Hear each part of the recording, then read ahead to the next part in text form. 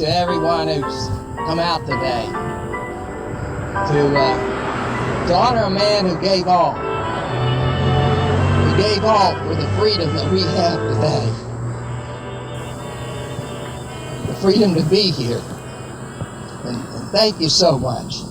It's pretty obvious I actually never met my grandfather, but I can't say I never knew him for sure. I grew up with his stories around me, stories that my mom told me, that my grandmother told me, my Uncle John, my great Aunt Grace. Anyone who remembers Aunt Grace knows that she could tell a colorful story. But these stories told me of a man who grew up in a small town, had small town values, went to school, was an athlete during the optimism of the 20s, graduated high school into the teeth of the Great Depression. And like so many in his generation, faced that challenge by working hard, saving what he could, used some of that savings to actually buy a ring, simple but beautiful ring for his sweetheart. He married her, had children, grew a family, continued to work hard, build his community.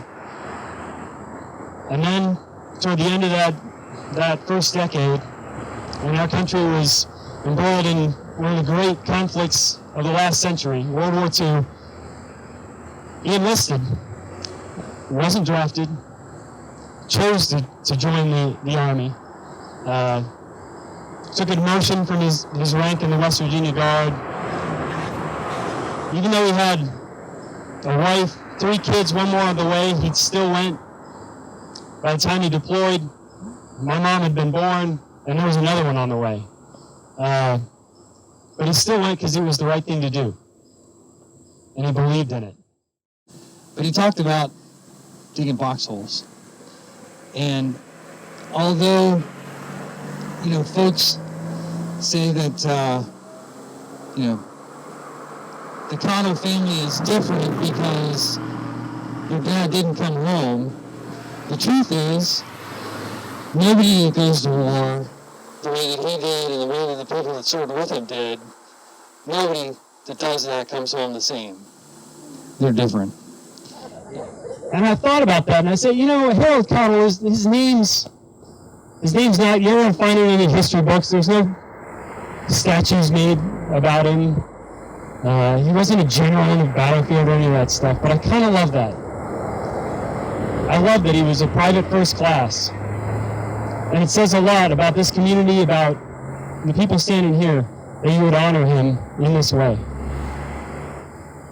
In this world where it seems to me we heap fame on movie stars and politicians and CEOs, you've chosen to honor an ordinary man, a good man, who 75 years ago was killed in a country far from here.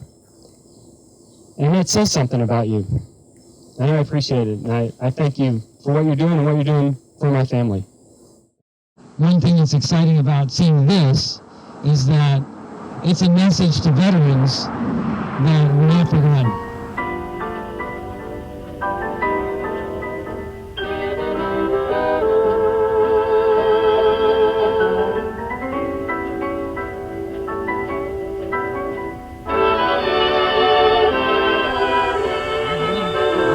One, two, three.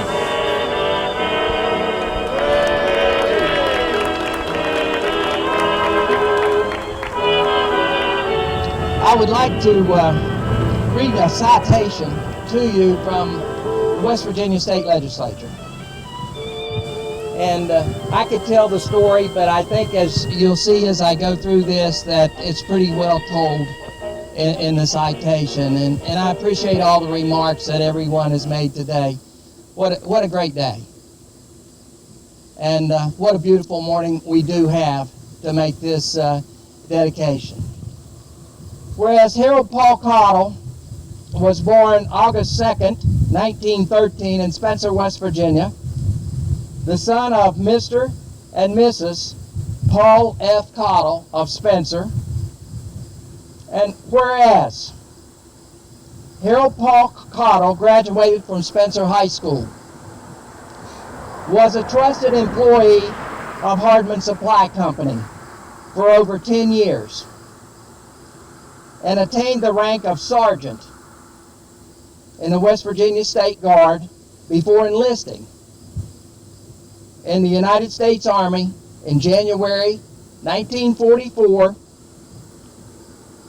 whereas Private First Class Cottle served as an infantryman with the Company G, 179th Infantry, 45th Infantry Division, and was killed in action in ground combat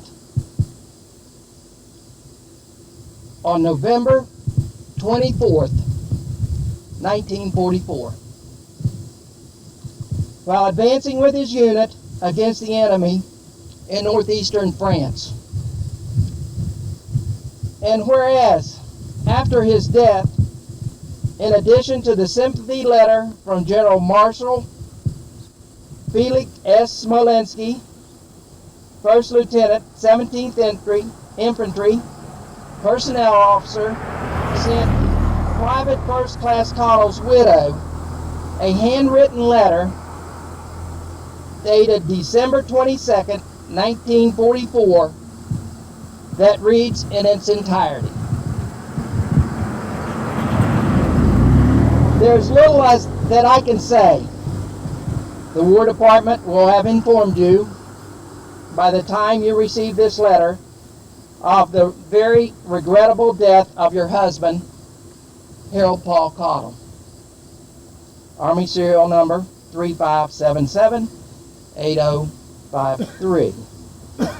He was killed in action in ground combat on the 24th of November, 1944, while advancing with his unit against the enemy in northern France.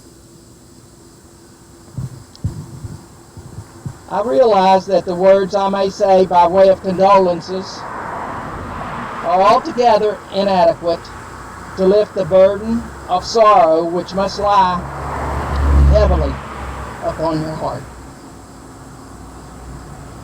It should, however,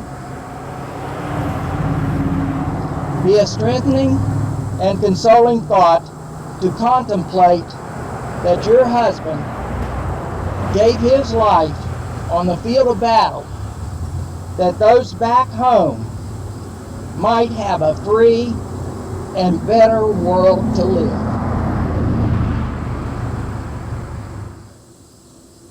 The regimental commander asked me to express his sympathy for the loss of your husband, and to say his loss has been deeply felt in this regiment, as he was an excellent soldier and was admired by all who knew him. I can only assure you that the men of the command will dedicate every effort to achieve ultimate victory, so that the death of your husband may not have been without a solemn purpose. And whereas, at his death, Private First Class Cottle was survived by his father, 3 brothers, wife, 2 sons, and 3 daughters. And whereas, it is fitting that a proper memorial be established for this patriot who volunteered for duty in the United States Army and gave his life in service to his country. Therefore be it resolved by the legislature of West Virginia that the Division of Highways is hereby requested to name the portion of Roane County Route 14 in Roane, West Virginia, north of Spencer, from its intersection with the County Route 9, Spring Creek Road, to Route 1412, Hospital Drive, the United States Army Private First Class Harold Paul Cottle Memorial Highway. And be it further resolved that the Commissioner of the Division of Highways is requested to erect signs at both ends of the highway containing bold in prominent letters proclaiming that portion of the highway as the United States Army Private First Class Harold Paul Cottle Memorial Highway. And be it further resolved that the clerk of the House of Delegates forward a copy of this resolution to the Commissioner of the Division of Highways. I, Stephen J. Harrison, Clerk of the House of Delegates, and as such, Clerk, Keeper of the Rolls of the Legislature of West Virginia, hereby certify that the foregoing is true and correct copy of Committee Substitute for House Concurrent Resolution 72, which was adopted by the Legislature on the 9th day of March, 2019. And what we're doing, and I want, when people come by and they see this sign, I want them to remember my grandfather, but I want them to remember us, that we're honoring each other. We're honoring the good people, our neighbors, not these famous people who live in big cities, other places, and the values that he stood for. The men and women around us, the men who love their wives, the women who love their husbands, the families who care about their kids, who care about their community, who pull together in times of tough times, whether it's floods or whatever we have to deal with.